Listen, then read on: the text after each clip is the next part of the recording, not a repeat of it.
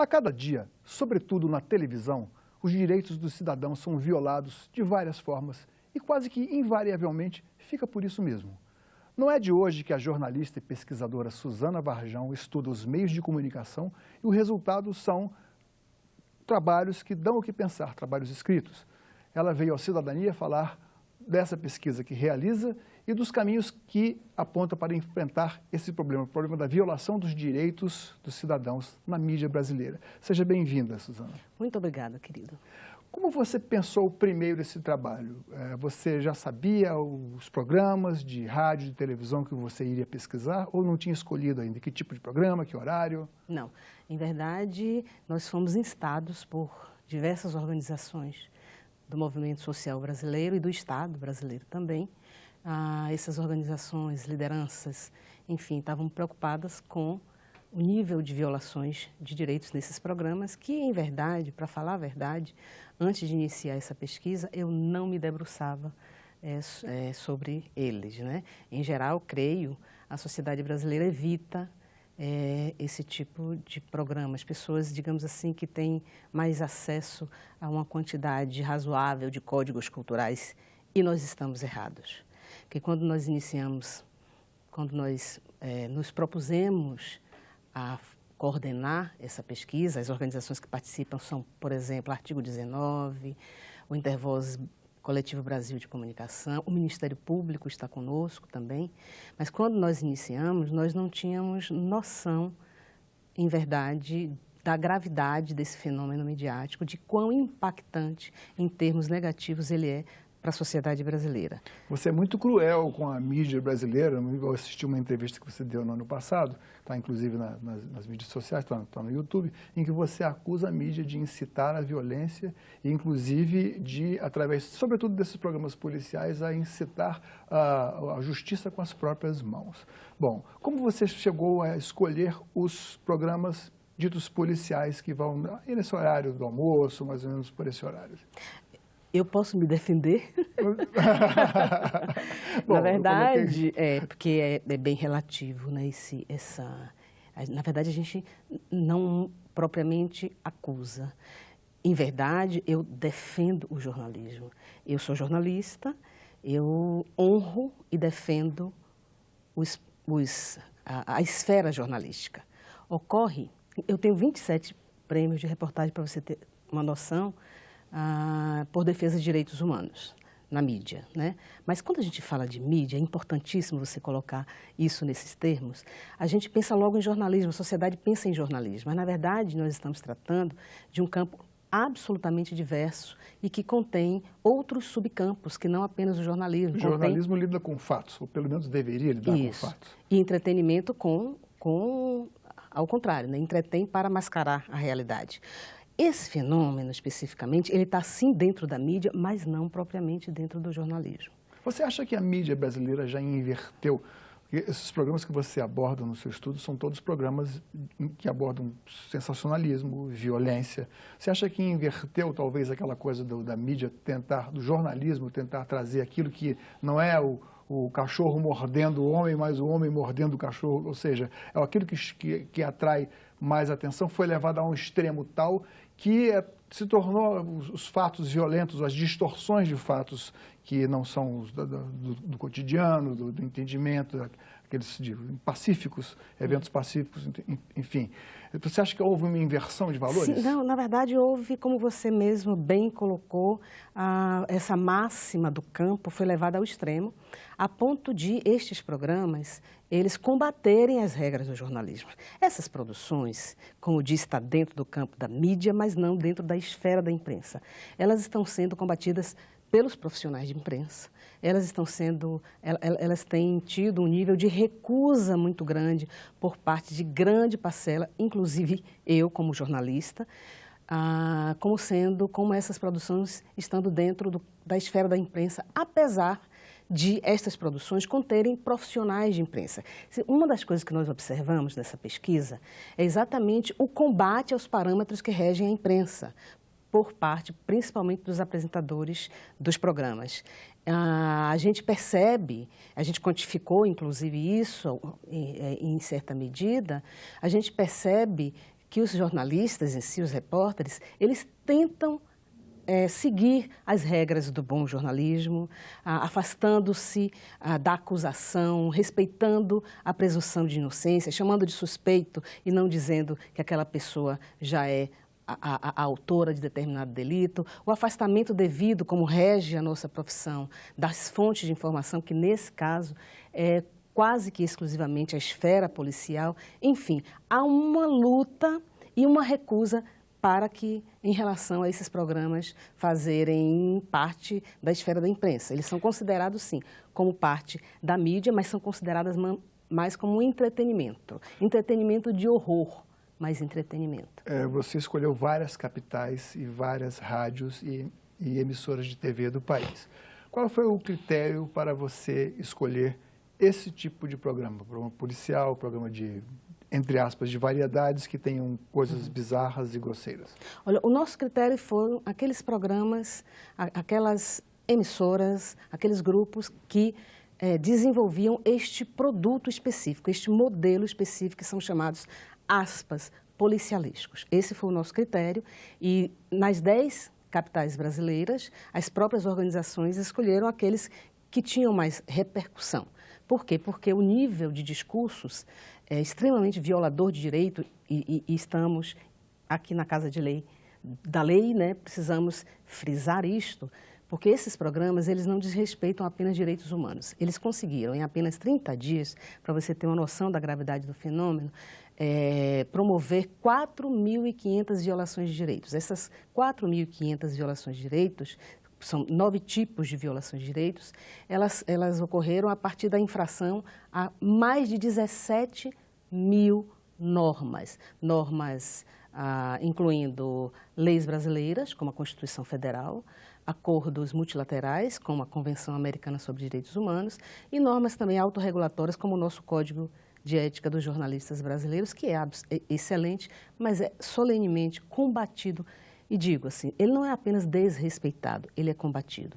Esses discursos que atingem diuturnamente todo o território nacional, eles são sempre no sentido de dizer que as instituições brasileiras, como o Congresso Nacional, são frágeis demais para enfrentar a violência e a criminalidade no Brasil e que o cidadão brasileiro tem sim legitimidade, deve agir e fazer justiça com as próprias mãos, em favor do arbítrio, do crime, do linchamento, e isso tem repercussões extremamente negativas, que elas não atingem apenas os sujeitos, as pessoas indevidamente retratadas nesses programas. Há duas vítimas, a vítima em si da violação dos direitos e o cidadão. Exatamente, e a audiência diuturnamente incitada a não respeitar leis e a agir, a linchar, a agir com as próprias mãos, como forma de enfrentamento ao quadro de violências e criminalidades no país. Eu vou pedir licença para fazer uma ousadia, fazer uma pergunta pessoal. Total. Na formação dos jornalistas, sobretudo daqueles jornalistas mais antigos, né, se mandava aquele repórter foca para o hospital, delegacia, fazer página de polícia, ou então, digamos, cadeia. Algo em que houvesse alguma situação geográfica onde houvesse um conflito.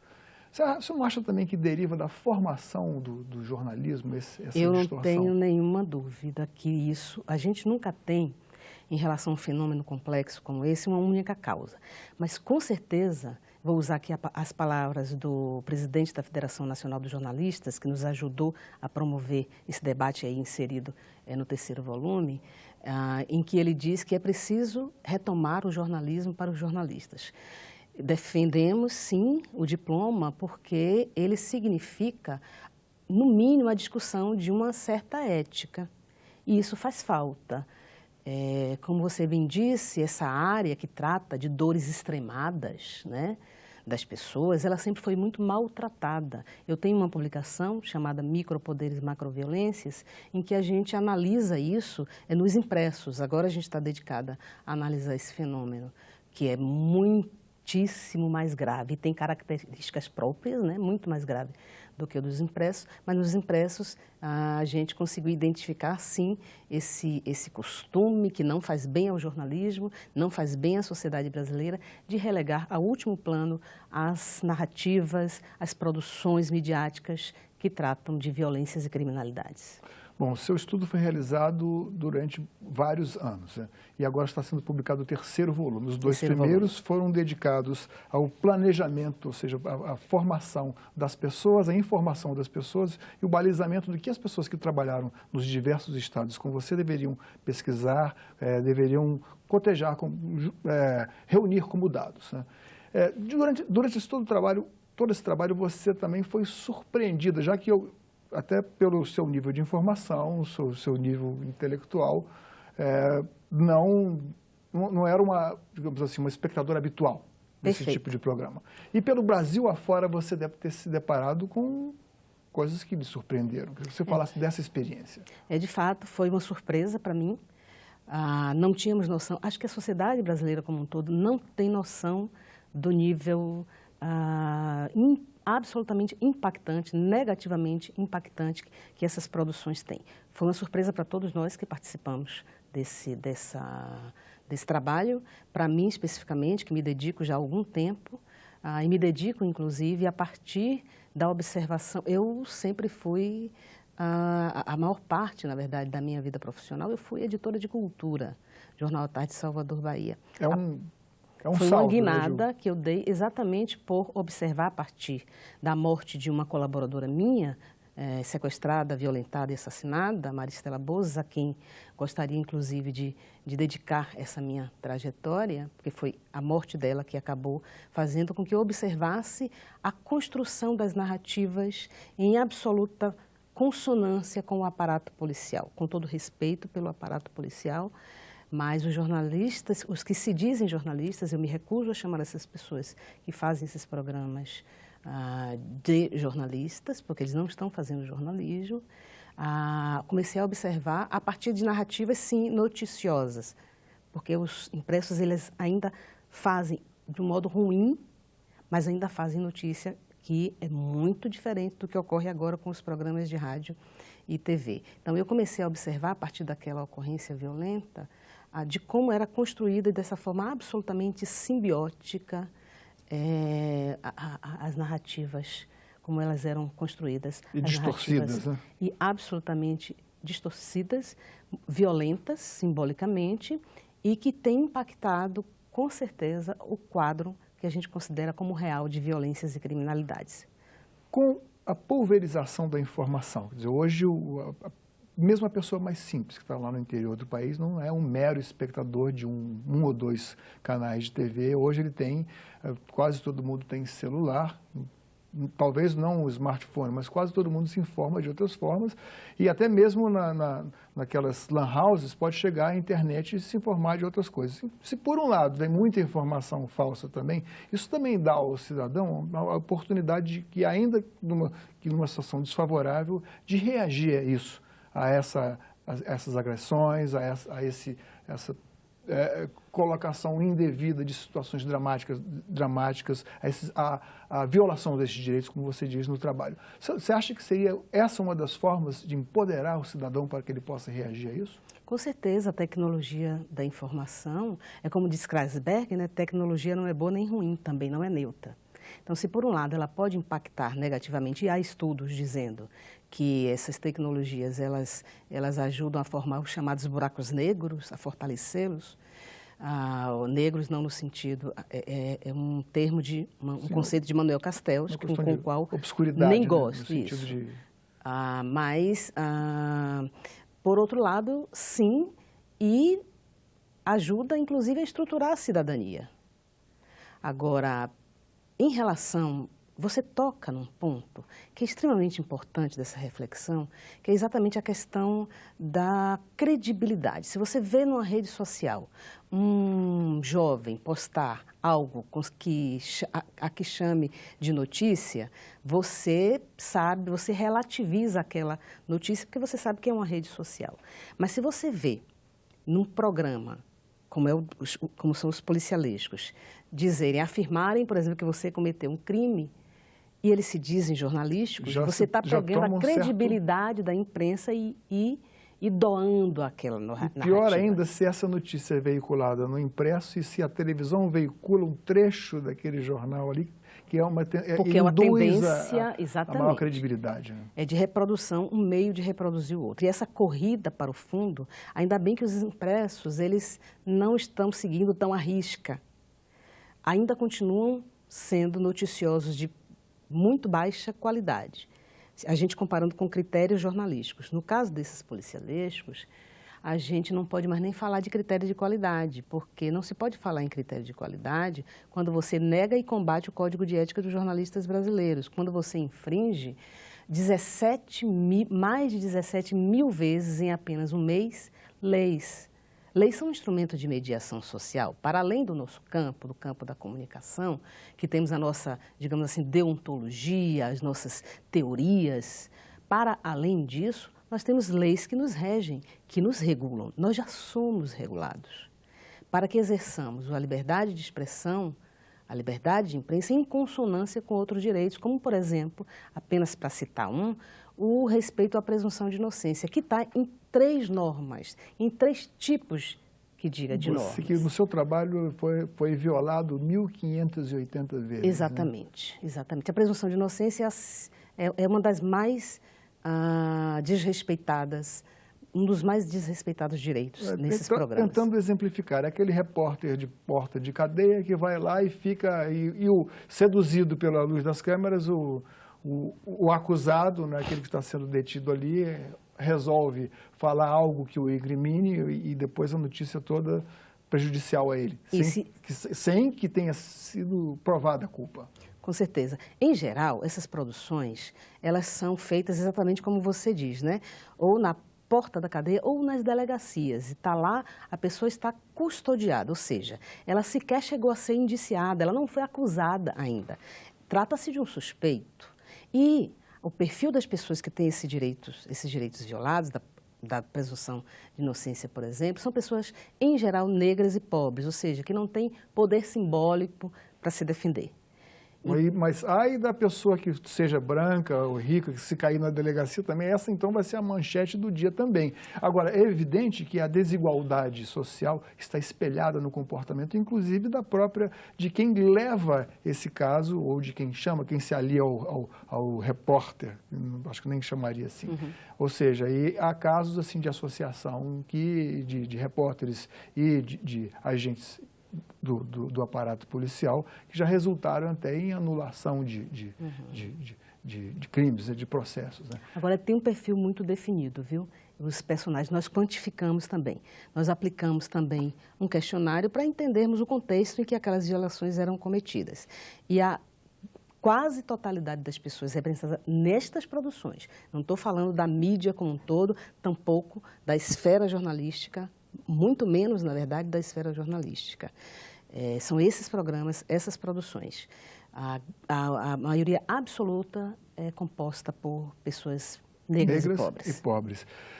Quantos casos de reparação, ou um percentual de reparações desses danos você conseguiu reunir na sua pesquisa? Olha, essa pesquisa, ela não captura.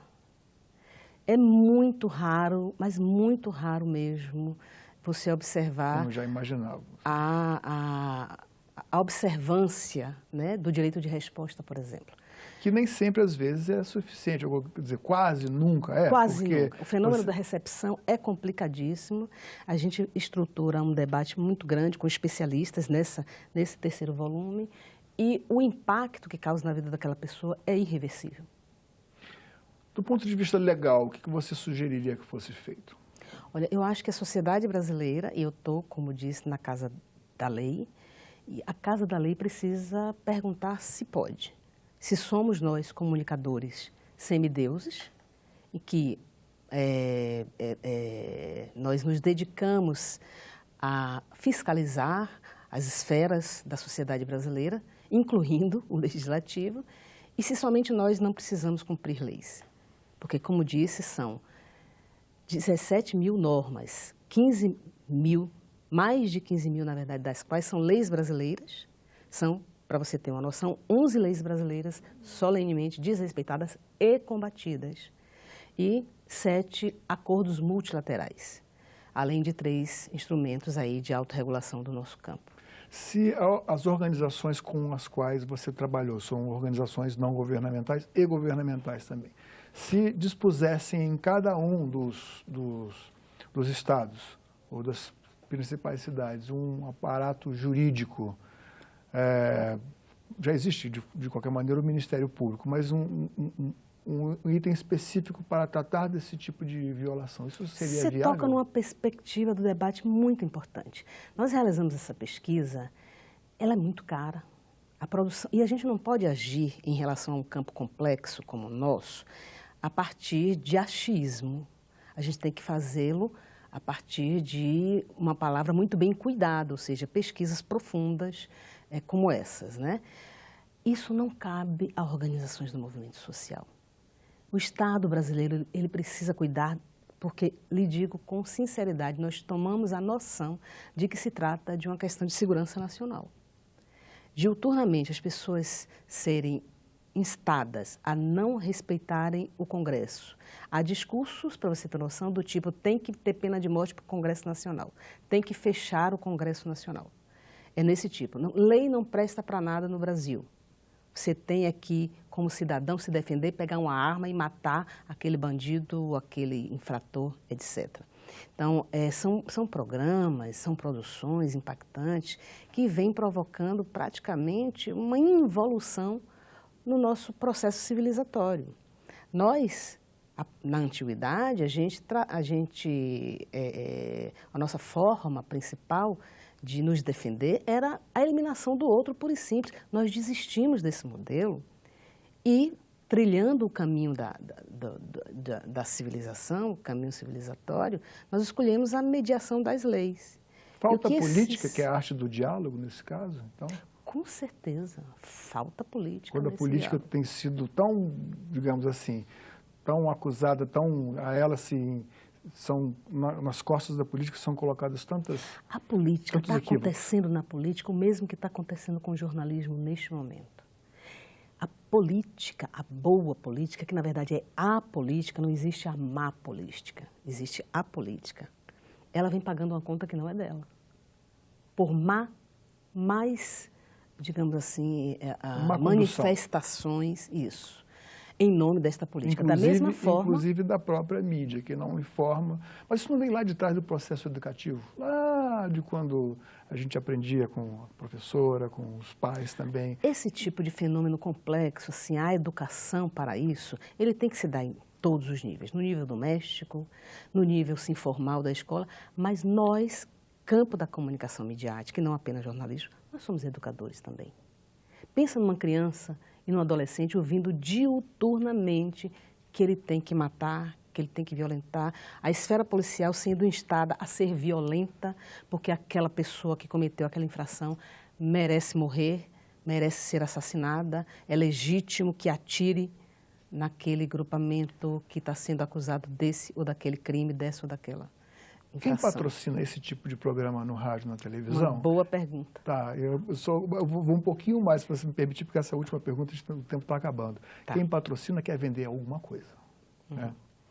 E o público-alvo é o público consumidor. Né?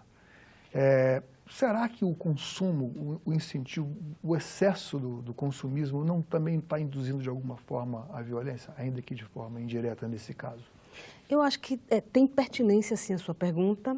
Nós estamos agora numa terceira fase do programa, que é exatamente ver quem financia esse tipo de mensagem anti-humanista, antidemocrática, em prol da lei de Talião.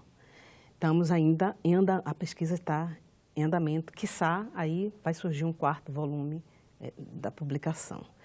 E até agora, o que nos angustia é saber que, sim, é o processo do consumo que está sustentando essas produções pelo seguinte, porque o volume publicitário, né, inserido para sustentar esses programas, a decisão sobre inserir aquele recurso nesse tipo de modelo específico de comunicação é feito de uma forma automática, praticamente. E quase disfarçada, né? Porque tem grupos que investem e só estão pensando na audiência Custe o que custar, é a audiência. Às vezes não tem conhecimento sequer daquele conteúdo que está sendo beneficiado, digamos assim, com esse recurso. E aí é que a gente chama, cadê a responsabilidade social do campo da publicidade? Suzana, muito obrigado pela sua presença aqui no Cidadania. Eu é que agradeço. Espero que você volte outras vezes. E parabéns aí por esse debate qualificado que vocês promovem. Obrigado. Cidadania fica por aqui. Críticas e sugestões, ligue para o Alô Senado, 0800 61 2211. Para ver de novo, acesse senado.leg.br/TV. Um abraço a todos e até o próximo Cidadania.